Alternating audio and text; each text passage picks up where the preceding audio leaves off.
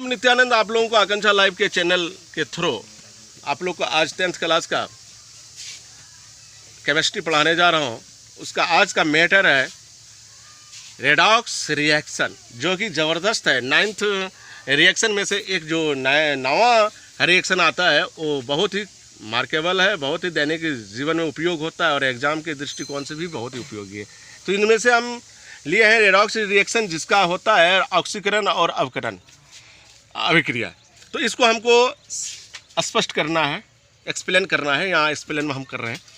तो ऑक्सीकरण और अवकरण, जिस रासायनिक अभिक्रिया में ऑक्सीकरण तथा अवकरण अभिक्रियाएं हमेशा साथ साथ होती हैं, एक साथ चलती हैं, ऐसे रिएक्शन को, ऐसे अभिक्रिया को हम लोग रेडॉक्स अभिक्रिया कहते हैं, रेडॉक्स रिएक्शन कहते हैं। कोई दिक्कत? तो पहला हम चलते हैं, आप लोग ध्यान दीजिएगा। पहले में ऑक्सीकरण, तो मेरा कहने का मतलब रेडॉक्स अभिकरण, हम यहाँ पर देखिए रेडॉक्स का यूज किए हैं। यहाँ देखिए ये रेडॉक्स रिएक्शन का मतलब होता है, इसका एक नया नाम रखा गया, रेडॉक्स रिएक्शन। इनके अंतर्गत आपका जो है ऑक्सीकरण और अवकरण दोनों रिएक्शन काम कर रहा है। दोनों कर रहा है, तो दोनों को हमको दिखाना है कि भैया दोनों का क्या क्या काम है। सबसे पहले हमको ऑक्सीकरण को दिखाना है, तो इसका मतलब इसको पहचान, इसके मूलभूत पहचान को दिखाना है। ऑक्सीकरण जिस रासायनिक अभिक्रिया में किसी तत्व या यौगिक से ऑक्सीकरण का संयोग या किसी यौगिक से हाइड्रोजन का निष्कर्षण होता है, इसे ही ऑक्सीकरण कहते हैं। आप लोग जानते हैं कि definition is not change, it write in copy the true, no otherwise and other words. So हम लोग को डिफिनेशन सेम टू सेम लिखना है, लेकिन समझने के तौर से हम बता रहे हैं वैसा रासायनिक अभिक्रिया जिसमें ऑक्सीकरण और अवकरण अभिक्रिया हमेशा एक साथ होती है, और वैसे रिएक्शन को हम लोग कहते हैं रेडॉक्स रिएक्शन। तो मेरा कहने का इसमें एक सबसे बड़ी पहचान है कि ऑक्सीकरण में से क्या होता है, केमिकल रिएक्शन में यानी ऑक्सीकरण रिएक्शन में हम ये देखते हैं, ये हमको ख्याल रखना होगा कि इस रिएक्शन में, ऑक्सीकरण रिएक्शन में CO2 यानी ऑक्सीजन को क्या करते हैं, किसी यौगिक या किसी कंपाउंड या किसी एलिमेंट के साथ उसको संयोग करते हैं, उसका कॉम्बिनेशन करते हैं, और जबकि हाइड्रोजन का क्या करते हैं, बहिष्कार करते हैं, अर्थात निष्कर्षण करते हैं, उसको हटा देते हैं, उसको बाहर कर देते हैं, और इसे ये ऑक्सीकरण कहते हैं मूल रूप से। तो देखिए हमें एक एग्जांपल दे रहे हैं यहाँ पर, C+O2 और इसको एरो का है, CO2 प्राप्त हुआ हमें। आप लोग ध्यान दीजिएगा, कार्बन है, ये C से कार्बन हुआ, और कार्बन एक क्या है आप लोग जानते होंगे, कार्बन को हम लोग ऑक्सीजन की उपस्थिति में, CO2 के उपस्थिति में हम इसको जला दिए, जलाने का कोशिश की, माचिस ले लिया और लाइटर से जला दिए कार्बन को, तो उससे हमको क्या प्राप्त हो गया, CO2 अर्थात कार्बन डाइऑक्साइड प्राप्त हुआ, धुआं। जैसे अगरबत्ती हम लोग जलाते हैं तो ऊपर धुआं जाता है, तो वो धुआं आपका धुआं नहीं होता है, CO2 रहता है। क्या बात है, आगे चलिए। दूसरा एग्जाम्पल समझ रहे हैं, S+O2 अर्थात सल्फर प्लस O2 को, सल्फर को जब ऑक्सीजन की उपस्थिति में हम जलाते हैं तो हमें जलाने के बाद हमें क्या प्राप्त हो जाता है, सल्फर ऑक्साइड प्राप्त होता है, इसमें भी धुआं रहता है। चलिए 4HCl + MnO2 को जब आपस में कॉम्बिनेशन करके जब रिएक्शन करवाते हैं और बाय हीट करते हैं, उसको यानी गर्म करते हैं, तो वहाँ पर हमको क्या प्राप्त होता है जानते हैं। तो 4HCl तो सांद्र हाइड्रोक्लोरिक एसिड एक तनु होता है, एक सांद्र होता है। सांद्र आप लोग जानते होंगे, 9th क्लास में हम प्रीवियस क्लास में आप लोग ध्यान दीजिएगा, बता चुके हैं आप सांद्र का अर्थ, जब तक वो आप बाद में देखिएगा। तो हाइड्रोक्लोरिक एसिड जो है आपको यहाँ पर है HCl MnO2 हो गया, मैग्नीज डाइऑक्साइड हो गया, और बाय हीटिंग कर दिए तो MnCl2 आप लोग देख रहे हैं, मैग्नीज क्लोराइड हो गया, प्लस 2H2O प्लस Cl2, ये एरो है, क्लोरीन गैस है। तो ये क्लोरीन गैस है और हाइड्रोजन गैस जल हो गया। आपको कॉम्बिनेशन कैसे हम तोड़े, तो आपको मैं ये बता देता हूँ यहाँ पर सबसे पहले कि क्लोरिक एसिड जो यहाँ पर आप लोग दे रहे हैं, हाइड्रोक्लोरिक एसिड और MnO2 मैग्नीज डाइऑक्साइड, तो एक इसमें से मेटल हुआ, एक नॉन मेटल। तो मेटल आपको यहाँ देखिए रिएक्शन के बाद ये आपको रिएक्टेंट कहलाता है। अर्थात कहने का एरो के बाएं तरफ जो होता है LHS के तरफ जो होता है रिएक्टेंट होता है, और एरो के LHS के तरफ जो होता है वो आपको प्रोडक्ट कहलाता है। आप तो इतना जान रहे हो। तो प्रोडक्ट जब होता है तो प्रोडक्ट में नए चीज़ का निर्माण होता है, प्रोडक्ट होता है। तो उसमें देखिए आपको Mn है और इसके साथ एक क्लोरीन आपका नॉन मेटल चला गया है, तो Mn और Cl2 आ गया। तो मैग्नीज क्लोराइड यहाँ पर हमारा एक नया प्रोडक्ट तैयार हो गया।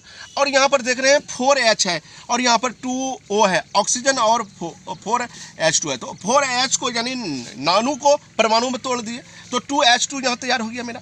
और यहाँ पर 2O जो है O2 है, O2 आप देख रहे हैं ऑक्सीजन जो है परमाणु में है। तो ये आपको चेंज करके यहाँ पर 2H2 जल प्राप्त हो गया। तो जल का कोई भी अणुसूत्र आपका यहाँ पर मिल जाता है। चलिए आपको फार्मूला तो लास्ट में क्या बच गया आपके पास, यहाँ पर हम देखिए 2Cl ले लिए थे। अब 4Cl में 2Cl यहाँ आ गया Mn के पास। तो किसने Cl के पास कितने अणु बचा भाई, परमाणु बचा, तो 2। तो इसलिए Cl2 यहाँ आपका तैयार हो गया। ये आपको गैस क्लोरीन गैस के रूप में आ गया। चलिए आपको अब अवकरण के बारे में बताने जा रहा हूँ। नीचे जरा सा आप अच्छे तरह से अच्छा क्वालिटी के साथ आप ध्यान दिया जाए इस पर।